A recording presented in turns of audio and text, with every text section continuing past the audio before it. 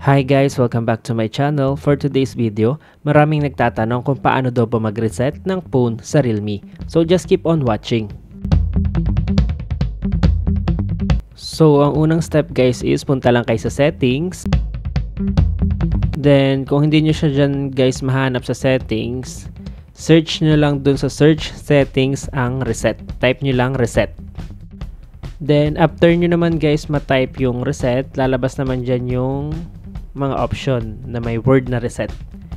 Click nyo dyan guys yung clear all data permanently. Yung pinakababa guys. Yan. Click nyo lang yan. Then may tatlo dyan guys na option na lalabas. It's all about reset.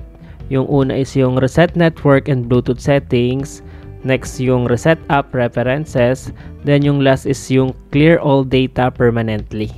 Yung reset app preferences guys, iba ang function niya. It's all about application lang. Diyan nyo guys makikita yung disabled apps, yung mga notification, yung battery usage settings, diyan lang siya. Then yung reset network and Bluetooth settings, diyan nyo naman makikita yung Wi-Fi, Bluetooth, yung mobile networks, yung mga connection, diyan lang yun.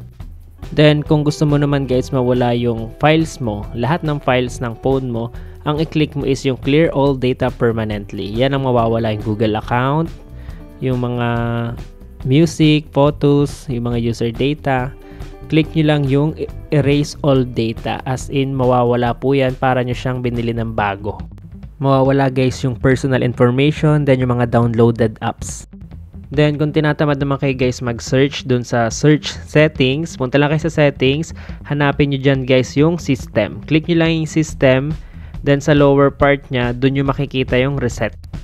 Then yan din yung mga in-explain ko sa inyo kanina dun sa unang part nitong video. So yun lang guys, thank you for watching. Don't forget to click like, share, and subscribe.